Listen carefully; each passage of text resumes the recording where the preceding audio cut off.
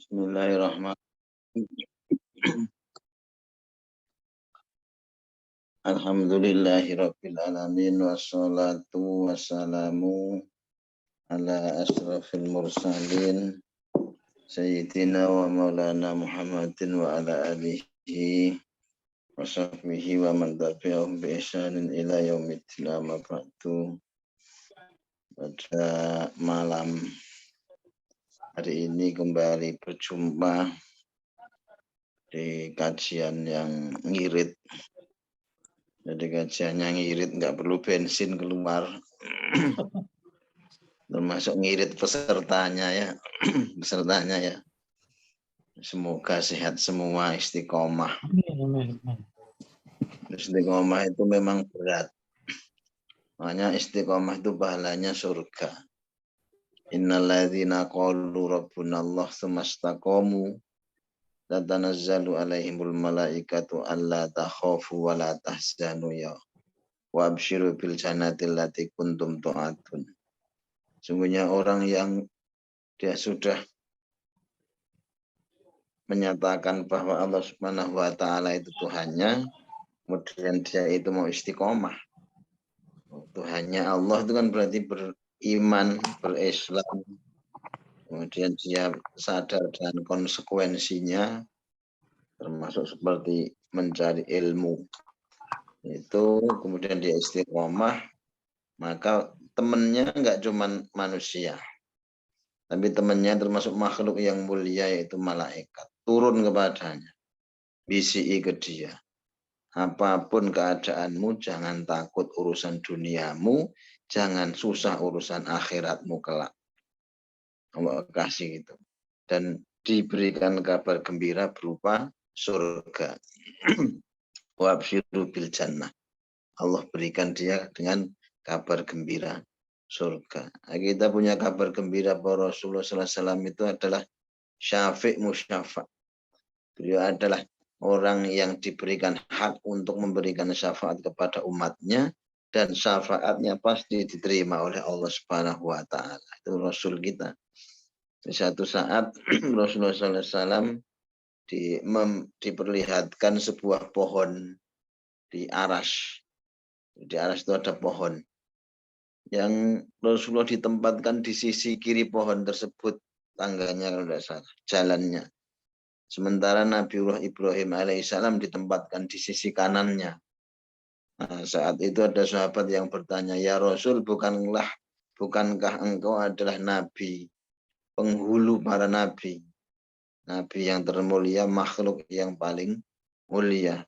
Tapi kenapa tempatmu ada di sisi kiri? Kata sahabat nanya.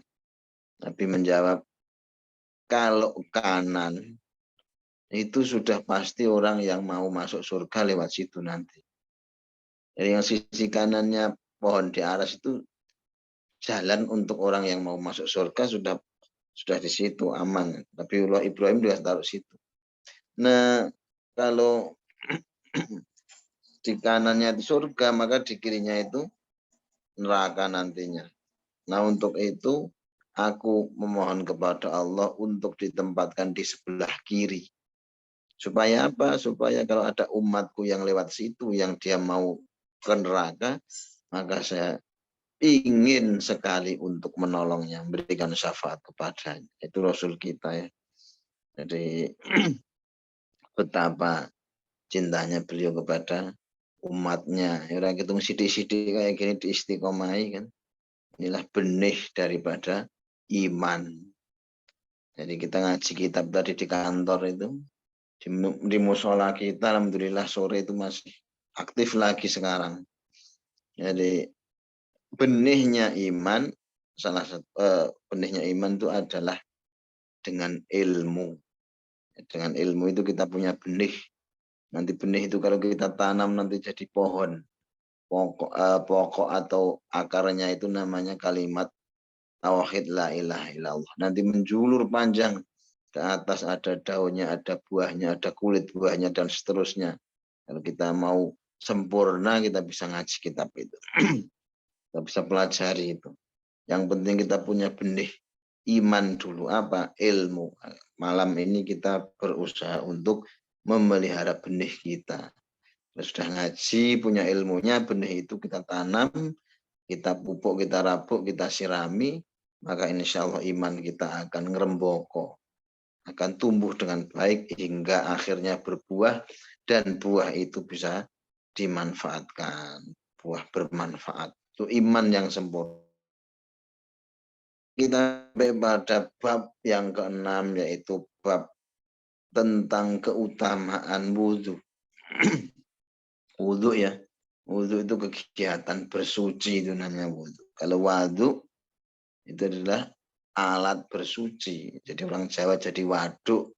Waduk itu tempat menampung alat bersuci, yaitu air itu kan.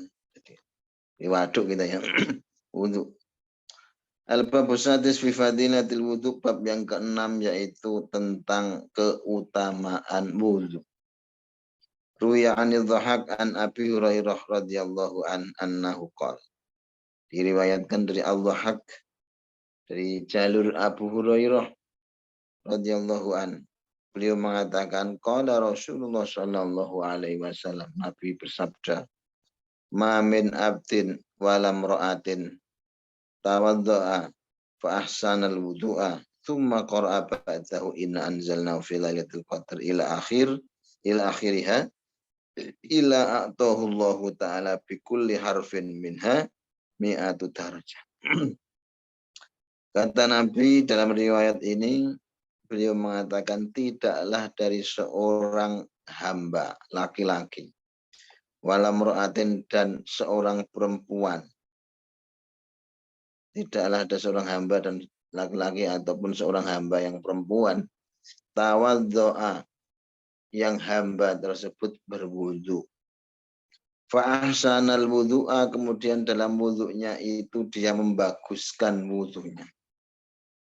Jadi syarat sahnya terpenuhi, rukun-rukunnya bagus sekali, membasuhnya ndak buru-buru, nggak kayak kungfu ya, cepet-cepet ndak, tapi membasuhnya pelan-pelan.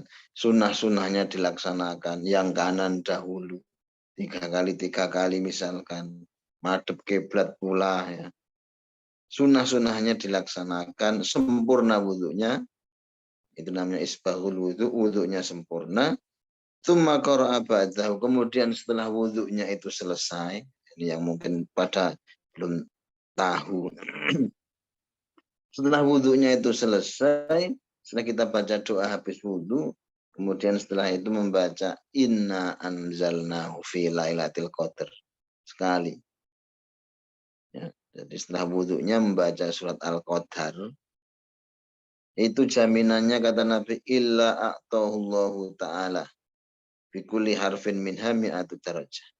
Allah pasti berikan kepadanya setiap huruf yang dibaca dari surat Al-Qadar tadi 100 derajat kebaikan. 101 hurufnya. Jadi ini sudah baca Al-Quran saja kita dapat pahala 1 hurufnya 10 kali. Kemudian di dalam wudhu ini kita, setelah wudhu kita dapat 100 kali, apalagi nanti di dalam sholat tikel-tikel lagi, berlipat-lipat lagi. Maka kalau di logika itu kok ada orang muslim mukmin tidak masuk surga, itu sebenarnya tidak masuk akal juga. Kalau dari sisi passing grade pahala, ya semata-mata semuanya karena rahmat Allah Subhanahu wa taala. Nah, rahmat Allah Subhanahu wa taala itu diwujudkan lewat bonus-bonus pahala ini. Lewat bonus-bonus ini. Ya semuanya karena rahmat Allah Subhanahu wa taala. Min kulli wa khalaqallahu ta'ala min kulli qatratin qaturas min wudhu'ihi malakan. Jadi setiap tetesan dari air wudhunya yang menetes dari anggota wudhunya itu Allah akan jadikan bahan mentah untuk diciptakan seorang malaikat. Seorang, mau orang nggak orang, mau buah bukan buah malaikat tuh. Seekor bukan hewan, ya seorang malaikat diciptakan, seorang malaikat setiap tetesan, yang malaikat itu tugasnya yastaghfiru lahu ila yaumil qiyamah, Allah perintahkan kepada dia, SOP-nya adalah untuk memintakan ampunan orang yang wudhu tadi sampai nanti datangnya hari kiamat. Ini fadilah dari wudhu yang pertama. Betapa besar fadilahnya wudhu itu ya. Jadi rugi kalau kita tidak menyempurnakan wudhu kita itu pelan-pelan, nggak buru-buru. Kadza fi Riyadhis Shalihin, demikian disebutkan di dalam kitab Riyadhus Shalihin. Jadi kitab yang biasa dipakai untuk pembacaan hadis-hadis habis sholat biasanya. Qala Nabi sallallahu alaihi wasallam, Nabi Muhammad bersabda, Rasulullah sallallahu alaihi wasallam bersabda, man tawaddu'a lis-sholati, barang siapa yang berwudu untuk sholat, fa ahsanal wudu'a, kemudian dia bisa membaguskan wudunya, yaitu dengan cara menetapi semua syarat-syarat sahnya. Kemudian fardu-fardunya, rukun-rukunnya juga dilaksanakan dengan baik, sempurna. Kemudian adab-adabnya juga dilaksanakan dengan baik. Contoh tadi, menghadap kiblat, pelan-pelan, yang kanan didahulukan misalnya. Adabnya dijaga betul wudunya. Tsumma qama ila sholati, kemudian setelah selesai, dia masuk ke dalam masjid, kemudian melaksanakan sholat. Nah, Rasulullah SAW sampaikan jaminannya. Fa innahu yakhruju min khati'atihi. Maka dia mendapatkan pahala yang besar di sisi Allah. Berupa apa?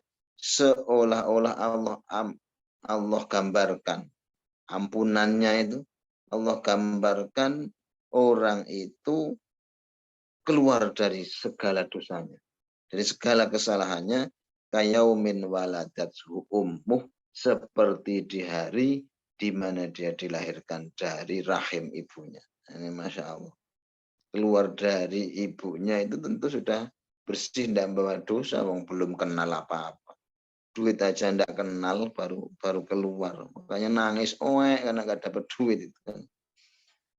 Jadi oek-oeknya bayi karena dia keluar dari rahim ibunya itu. Nah, keluarnya bayi yang nangis itu senang kita, orang tua itu ya. Nanti ketika kita meninggal, semoga kita yang kebalik, kita yang senang, kita yang senyum, tapi yang kita tinggalkan itu nangis, tapi nangisnya nangis dalam artian, oh betapa orang ini orang baik, sayang. Nangisnya karena nangis sayang, bukan jangan dibalik. Jangan dibalik, ditinggal malah senang ya. Kadang-kadang kalau di instansi kita ditinggal orang itu malah senang. Nah, ini kita dibalik ini. Ditinggal orang itu kalau bisa malah sedih. Artinya berkuranglah ladang amal atau berkurang ladang ilmu. Teman yang baik. Ay fa innahu la ya'lam yabqi minhu syai'un min dunubi as-saghirah. Jadi artinya dia bersih dari dosa sebagaimana bayi lahir itu dosa yang kecil. Kalau dosa yang besar kan dengan taubat. Wa qala Nabi sallallahu alaihi wasallam, man tawaddu'a lis-sholati. Nabi dawuh lagi, barang siapa yang berwudu untuk melaksanakan sholat, wudunya selesai, finish sempurna sampai doa-doanya, wa sholla, kemudian dia sholat setelah wudunya sempurna. Allah kasih kabar gembira lagi, kafarallahu dzunubahu ma bainahu wa bainas sholatil ukhra allati taliha.